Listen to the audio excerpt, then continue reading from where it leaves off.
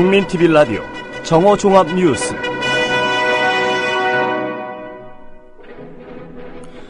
서울시 공무원 간첩사건 증거조작 의혹 사건과 관련해 국정원 측 협조자로 알려진 조선족 김모 씨가 국정원 검찰 측 증거자료가 위조된 것이라고 밝혀 파장을 낳고 있습니다. 박근혜 대통령과 새누리당의 노골적인 선거 개입이 표면화되면서 전국의 쟁점으로 부상하고 있습니다. 국정원의 지방선거 개입과 정치 시찰로 자유를 침해당했다며 정부를 상대로 2억 원의 손해배상 청구 소송을 낸 이재명 성남시장이 변희재 씨에게 소송을 통해 본때를 보여주겠다고 공언했습니다. 방송통신위원회가 이번 주에 종편 재승인 심사위원회를 구성하고 다음 주부터 심사에 착수할 예정인 가운데 민주당이 심사위원회 구성을 문제 삼고 나서 귀추가 주목됩니다. 이상은 이 시간 주요 뉴스입니다.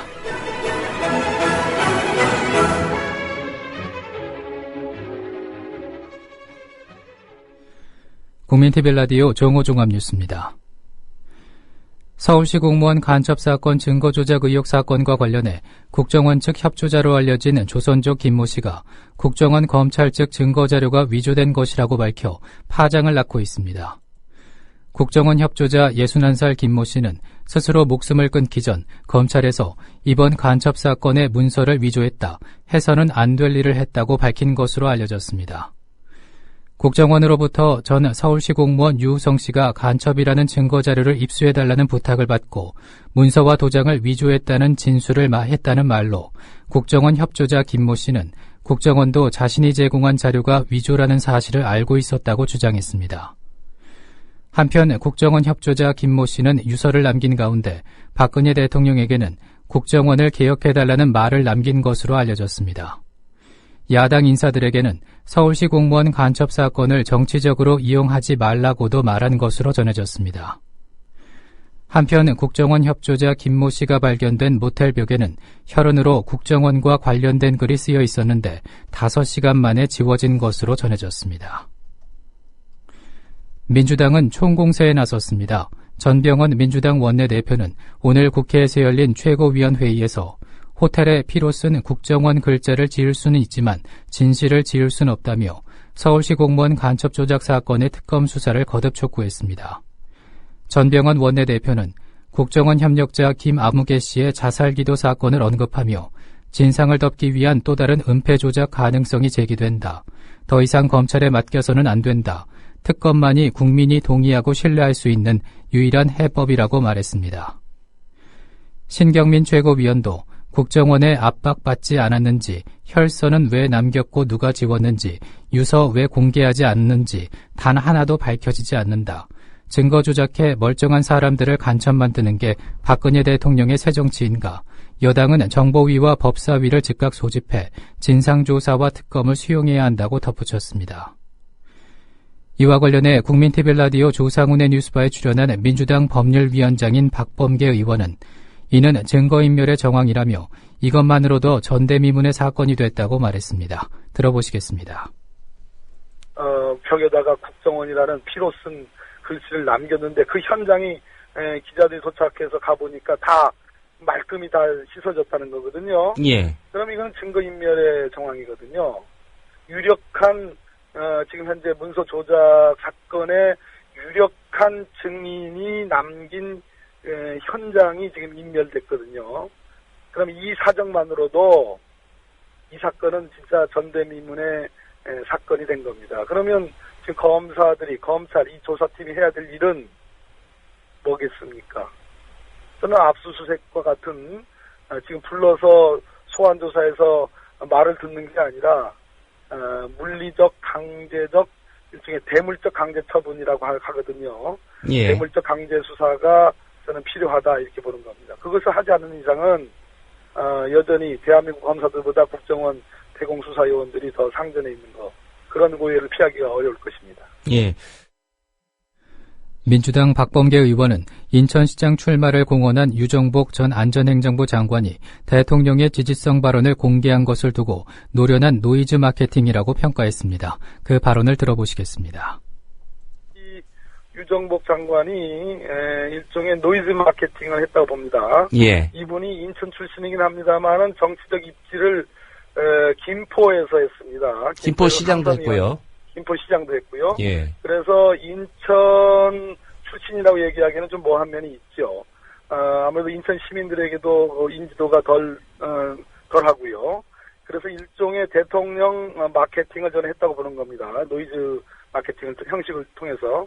그래서 다시 한번 강조를 한 거거든요. 그런데 아까 말씀하신 것처럼 나는 대통령의 측근으로서 힘 있는 후보다라는 정도라는 거는 과거 여권 후보들이 왕왕 써왔고 그런 정도는 선거관리위원회에 의해서 용인이 되어 왔습니다. 추상적이기 때문에. 그러나 이번에 국회 정론관에서 했던 발언은 인천이라는 것을 특정했고 국가적으로 중요하다라고 강조했고 또 지역적으로 여러 가지 어려움이 있는 곳이다라고 강조했고 능력 있는 사람이라고 강조를 했고 예. 국민의 바람일 것이다라고 즉 4가지 내지 5가지의 특정 팩트가 있는 겁니다. 그러니까 구체성의 문제가 있고요. 예. 구체성의 문제라는 거죠. 그렇기 때문에 저는 선거법 위반에 해당한다 이렇게 보는 겁니다. 예. 이런 가운데 청와대 민정수석실 임종훈 민원비서관이 6.4 지방선거를 앞두고 새누리당 지방의원 출마 신청자들의 면접에 참여한 사실이 드러나 선거관리위원회가 공직선거법 위반 여부 등 조사에 나섰다고 한겨레가 보도했습니다. 새누리당 남경필 의원 역시 경기도지사 출마 선언 직전에 주광덕 청와대 정무비서관과 접촉한 사실이 알려져 박심 논란을 촉발하고 있습니다.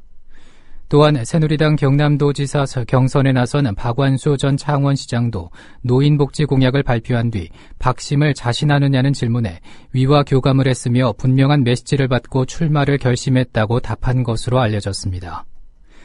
한편 이보다 앞서 새누리당에 입당한 우군민 제주지사는 박 대통령이 정부와 함께 제주 발전을 위해 우 지사가 같이 기여했으면 좋겠다는 얘기를 했다고 전한 바 있으며 부산시장 출마 의지를 밝힌 서병수 의원은 박 대통령이 잘 알겠습니다. 부산은 중요한 곳이지 고신이 하셔야지요라고 말했다고 저서에서 밝힌 바 있습니다.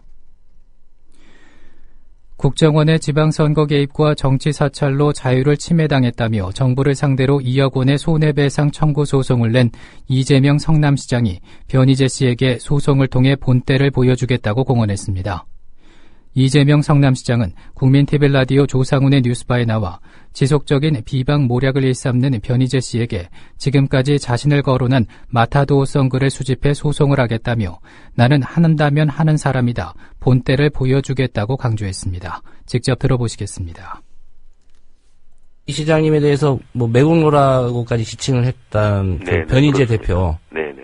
뭐 해명 이후에도 계속 이제 어떤 공격이 있지 않았습니까? 이분들에 계속합니다. 대해서 뭐 법적 대응은 하셨나요? 지금은 소장을 쓰고 있는 중이고요. 예. 이 변희재 씨에 대해서는 이때까지 하도 많이 했기 때문에 예. 과거 자료까지 다 뒤져가지고 한꺼번에 하려고 정리 중입니다. 예. 제가 특정 트위터 글 가지고 단순히 거기서 끝내지 않습니다. 예. 무슨 미디어 워치니 뭐 이상한 뭐 수컷닷컴이니 뭐 이런 거 만들어서 한 거를 전부 다 모아서 이번에 아주 제가 본때를 보여주겠습니다. 예. 이 행위에는 책임이 따른다는 아주 기초적 상식을 예. 못 배운 것 같아요. 예. 특별히 고소 못할 거다 이렇게 고소하지 말았으면 하는 심사를 내보이던데 제가 원래 좀 한다면 하는 사람입니다. 예. 그 주장을 한번 봐주겠습니다. 지금 선거를 앞두시고 있는데 소장 쓰시다가 시간 다 보내시는 거 아닙니까? 제 변호사들이 열심히 다 정리하고 있어요. 예. 네네. 예. 한편 이 시장은 어제 수원지법 성남지원에 접수한 소장에서 권력기관의 불법 사찰로 헌법에서 보장하는 기본 권리와 자유가 침해당했기 때문에 정부 차원에서 배상함이 마땅하다고 밝혔습니다. 진실을 호도하지 않고 논점을 이탈하지 않는 공정뉴스. 국민TV 라디오 뉴스의 꿈입니다. 지금은 정오 종합뉴스와 함께하고 계십니다.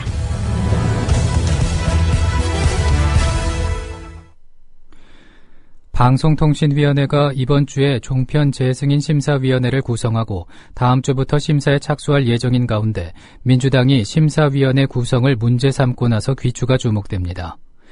민주당 박수현 대변인은 오늘 방통위의 재승인 심사위 구성과 관련해서 우려의 목소리가 나오고 있다며 심사위 구성 자체를 방통위원장과 친분이 있는 외부 인사나 정부 여당 위주로 채우려 하고 있다는 의혹을 제기했습니다.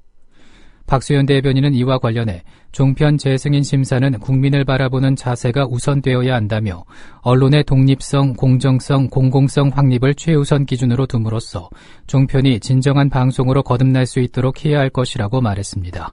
주요 내용을 들어보시겠습니다. 만일 편파적인 심사위원회를 구성한다면 봐주기 심사란 의혹에서 벗어나지 못할 것이며 또다시 특혜 시비로 인해 방통위 위상이 크게 훼손될 것임을 분명하게 경고합니다. 방통위 종합편성 보도 전문 PP에 대한 2013년도 이행실적 점검 결과를 보면 종편은 상대적으로 제작비가 적은 보도 프로그램과 재방송으로 방송을 채우고 있어 시정 명령을 받은 바 있으며 친정부 성향의 편향적인 보도를 하고 있다는 지적이 있어 왔습니다. 윤병세 외교부 장관이 UN 인권이사회에서 일본의 군 위안부 부정을 강하게 비판한 데 대해 일본 정부는 고노다마를 계승하는 듯한 모습을 보였으나 위안부 보상 문제에 대해서는 해결이 됐다는 기존 입장을 되풀이했습니다. 다카시 오카다 일본 제네바 대표부 차석 대사는 어젯밤 유럽 UN 본부에서 열린 인권이사회에서 윤 장관 연설에 대한 반론을 통해 지난 1993년 고노다마를 통해 일본군 위안부 문제 피해자들에게 깊은 사죄를 했다면서 그 이후 일본 정부는 견해를 바꾸지 않았다고 해명했습니다. 오카다 차석 대사는 또 일본 정부는 고노다마를 재검토하겠다고 밝힌 적이 없다고 말했으나 보상 문제에 대해서는 샌프란시스코 평화조약과 양자 간 조약과 협약 등을 통해 법적으로 해결됐다고 주장했습니다. 경기도 안성의 닭 농장에서 6번째 조류 인플루엔자 AI가 확인됐습니다. 경기도 방역당국은 안성시 일중면의 닭 농장에서 H5N8형 AI가 확인됨에 따라 오늘 농장의 닭 3만 마리를 살처분하기로 했습니다. 해당 농장은 어제 오후 닭 300여 마리가 폐사했다고 신고했으며 지난 4일 평택의 한 농장에서 닭을 분양받은 것으로 확인됐습니다. SK텔레콤, KT, LG U+플러스 등 과도한 보조급 지급 경쟁을 중단하지 않은 이동통신 3사가 다음 주부터 영업정지에 들어갑니다. 미래창조과학부는 오는 13일쯤부터 사업자당 45일씩의 영업정지를 시행할 방침이라고 밝혔습니다. 미래부는 한 사업자씩 돌아가면서 영업정지에 들어가던 기존 방식에서 벗어나 두 사업자씩 짝을 지어 동시에 영업정지를 시행할 계획입니다. 박근혜 대통령은 새 안전행정부 장관으로 강병규 전 행정안전부 차관을 내정했습니다. 민경욱 청와대 대변인은 오늘 오전 브리핑에서 6.4 지방선거 인천시장 출마를 위해 사임한 유정복 전 장관 후임으로 강병규 전 2차관이 내정됐다고 밝혔습니다. 강병규 장관 내정자는 경북 의성 출신으로 대구시 행정부지사, 행정자치부 지방행정본부장, 한국지방세 연구원장 등을 역임했습니다. 이어서 날씨입니다. 오늘은 전국이 대체로 맑겠습니다. 낮 최고 기온은 전국이 4도에서 9도의 분포로 어제와 비슷하겠습니다. 내일은 전국이 대체로 맑다가 오후부터 점차 구름 많아지겠습니다. 서울의 지금 기온은 0.7도입니다. 국민TV 라디오 정오종합뉴스를 마칩니다. 정승조였습니다.